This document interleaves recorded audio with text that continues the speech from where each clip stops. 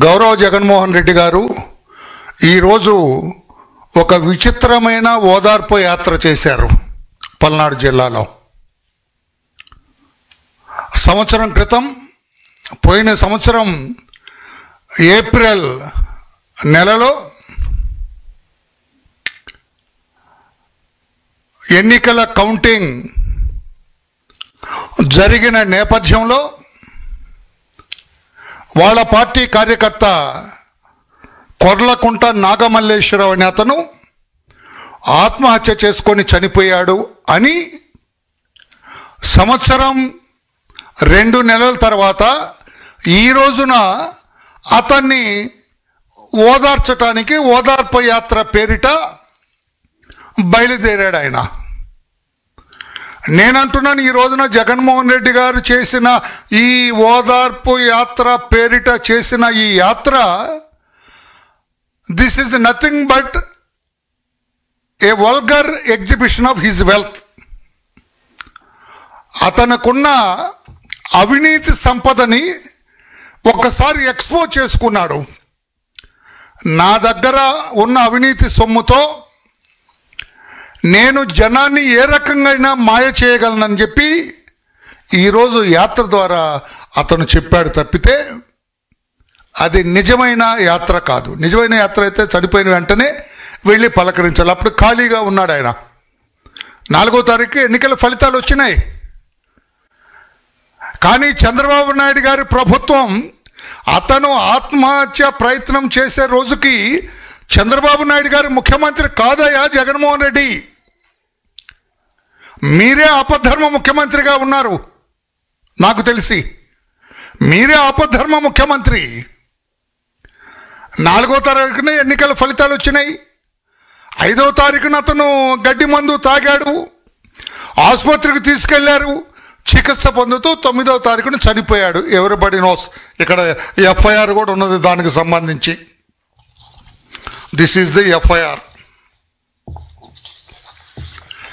Crime number 126/2024 under section 174 CrPC of Sattenapalli town police station.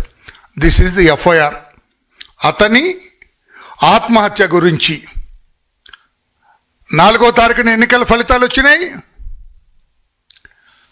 5వ తారీఖున పొలంలో గడ్డి మందు తాగాడు, ఆసుపత్రికి తీసుకెళ్లారు, చికిత్స చేస్తూ ఉండగా 9వ తారీఖున అతను చనిపోయాడు.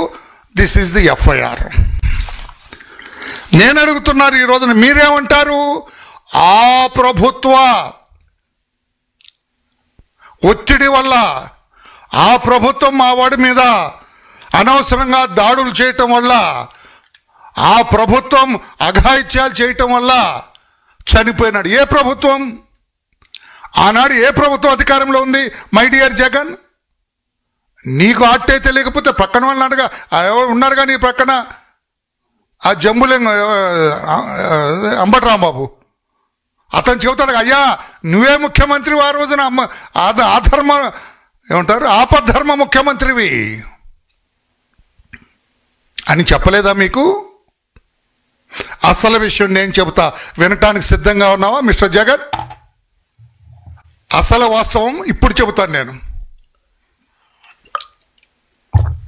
ఈరోజు నీ వెంట వచ్చిన జనానికి చెబుతాను అసలు విషయం. మీ సాక్షి పత్రిక చెబుతాను అసలు విషయం. మీ యాత్రలో వెంటబడిన జనానికి చెబుతాను, మీ జనానికి అసలు విషయం. ఈ కొర్లకుంట నాగమల్లేశ్వరరావు గారు మీ పార్టీ నాయకుడే. మీకు కరుడు గట్టిన మీ పార్టీ నేత నేను కాదంటలేదు, ఫాలోయర్ మీకు. ఆయన మీరు అంటూ ఉంటారుగా, వైనాట్ 175, వైనాట్ 175,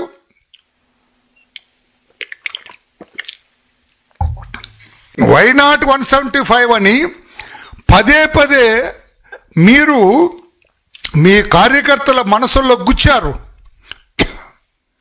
మనమే అధికారంలోకి వస్తున్నామని చెప్పి ఎన్నికలు జరుగుతున్నప్పుడు బెట్టింగ్స్ వేస్తాడు. ఈ Korlakunta Nagamalleswara Rao is a betting king. ఆ ప్రాంతంలో ఎవరినన్నా అడగండి, సత్తనపల్లి ఏరియాలో ఈ ఎన్నికల బెట్టింగ్స్ ఎవరు వేస్తారా అంటే కొర్లకుంట నాగమల్లేశ్వరరావు పేరు చెప్పి మిగతా వాళ్ళ పేరు చెబుతారు. అతను చాలా బెట్టింగ్లు వేశాడు. మా జగన్ గెలుస్తాడు, 175కు 175 గెలుస్తాము అని చాలా బెట్టింగ్లు వేశాడు. ఎంక్వైరీ చేయండి ఊళ్ళో. వరలరామయ్య అబద్ధాలు చెప్పడు, వాస్తవాలే చెబుతాడు. అతని తండ్రిని అడగండి, గుండె మీద చేసుకొని చెప్పమనండి. ఆ వెంకటేశ్వర్లో అతని తండ్రి, మీ అబ్బాయి బెట్టింగ్స్ వేశాడా అని అడగండి, చెబుతాడు. విపరీతమైన బెట్టింగ్స్ వేశాడు, చాలా బెట్టింగ్స్ వేశాడు. టీడీపీ గెలుస్తుందని, వైసీపీ గెలుస్తుందని బెట్టింగ్స్ వేశారు. ఇతను వైసీపీ గెలుస్తుందని చెప్పి చాలా పెద్ద మొత్తంలో బెట్టింగ్స్ వేశాడు. టీడీపీ గెలుస్తుందని కొంతమంది బెట్టింగ్స్. తర్వాత బయట బెట్టింగ్లు వేసుకున్న వాళ్ళు కూడా డబ్బు తెచ్చి ఇతని దగ్గర పెట్టారు. జగన్మోహన్ రెడ్డి గారు వింటున్నారా? బయట ఊళ్ళో ఆ ప్రాంతంలో బెట్టింగ్స్ వేసుకున్న వాళ్ళు కూడా ఇతను బెట్టింగ్ కింగ్ గనక ఇతని దగ్గర తెచ్చి పెట్టారు. లక్షలాది రూపాయలు తెచ్చి ఇతని దగ్గర పెట్టారు. 4వ తారీఖు ఎన్నికల ఫలితాలు వస్తాయి, గెలిచిన వాళ్ళకి ఇచ్చేయనా అని. ఆ డబ్బు కూడా ఏం చేశాడు ఈ కొర్లకుంట నాగమల్లేశ్వరరావు?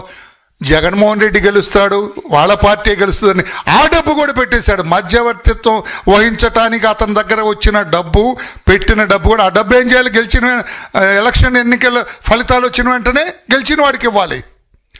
ఆ డబ్బు కూడా ధైర్యంతో why not 175, why not 175, why not 175 అన్నారు కదా జగన్ గారు.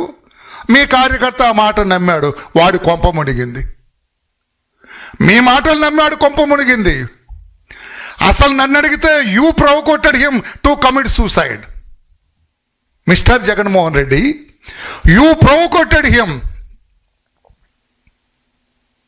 You have indirectly forced him to commit this suicide. నువ్వు వై నాట్ 175 అనకపోతే, పదే పదే చెప్పకపోతే, వాడి బుర్రలోకి నువ్వు ఎక్కించకపోతే ఇంత ధైర్యం వచ్చేది కాదు బెట్టింగ్ పెట్టడానికి కొర్లకుంట నాగమల్లేశ్వరరావుకి. మధ్యవర్తిత్వం డబ్బు కూడా పెట్టడానికి వచ్చేది కాదు. ఆ డబ్బు కూడా ఉపయోగించాడు. దానితో 4వ తారీఖున ఎన్నికల ఫలితాలు వచ్చేటప్పుడు వాడి ఇంటి మీద పడ్డారు జనం. గెలిచాం కదా, డబ్బు ఎక్కడుందో? డబ్బు అయిపోయింది బెట్టింగ్లో. ఈ డబ్బు అయిపోయింది, మధ్యవర్తిత్వం వహించమని ఇచ్చిన డబ్బు అయిపోయింది. దిక్కు తోచడు అతనికి. దిక్కు తోచక అతనికి నేను ఇప్పుడు మళ్ళీ వస్తూ కూడా ఎంక్వైరీ చేశా. అతనుకున్న ఆస్తులన్నీ అమ్మినా కూడా ఈ బెట్టింగ్స్ డబ్బు తీర్చలేడట.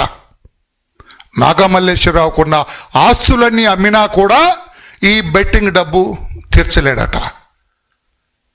అందుకు అన్యథా శరణం నాస్తి అని ఇక చేసేది లేదు, ఆ బెట్టింగ్ డబ్బులు తీర్చలేనన్న ఒక ఆలోచనతోటి అతను తన జీవితాన్ని తాను అంతం చేసుకున్నాడు.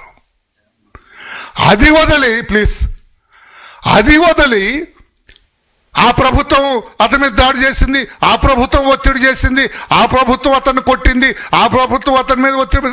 ఏ ప్రభుత్వం? ఆ రోజున ఏ ప్రభుత్వం ఉంది? ఈ మాత్రం ఇంగిత జ్ఞానం కూడా తెలియదా మిస్టర్ జగన్మోహన్ రెడ్డి మీకు? ఆ రోజున ఏ చంద్రబాబు గారు ముఖ్యమంత్రి? ఆ రోజున చంద్రబాబు గారు ఎప్పుడు ముఖ్యమంత్రి? 12వ తారీఖున, జూన్ 12వ తారీఖున ప్రమాణ స్వీకారం చేశారు ఆయన. జూన్ 12 ముందు వరకు కూడా తెలుగుదేశం ప్రభుత్వం కాదు అధికారంలో ఉన్నది, మీ ముఖ్యమంత్రిత్వంలో అధికారంలో ఉన్నది. నోటికి వచ్చినట్లుగా మైక్ ఉందని, జనం ఉందని, మీకు ఒక చెత్త పేపర్ ఉందని, పనికిరాని ఛానల్ ఉందని ఇష్టం వచ్చినట్టుగా మాట్లాడతారా?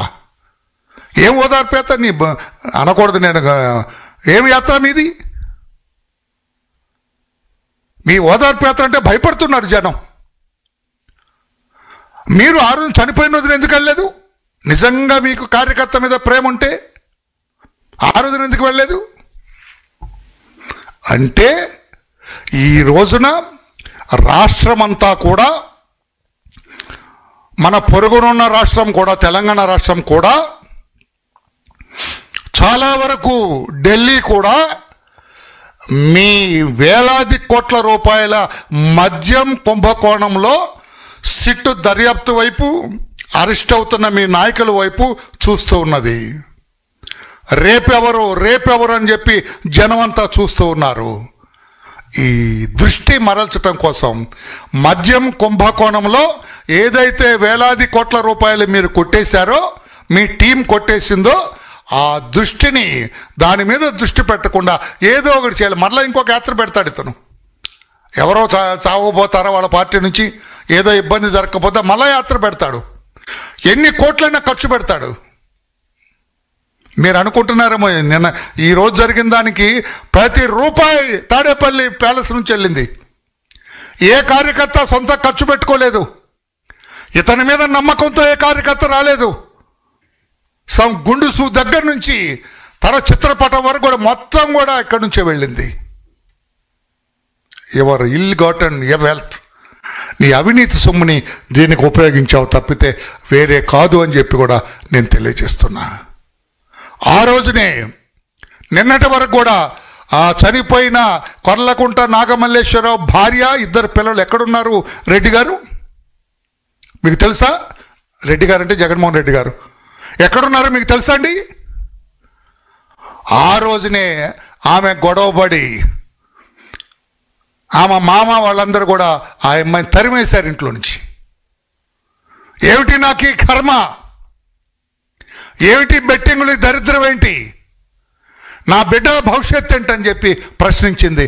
నిజం కాదా జగన్మోహన్ రెడ్డి గారు? నిజం కాదా? గుంటూరులో ఆ బిడ్డలు పెట్టుకొని గుంటూరులో చదివించుకుంటుందండి.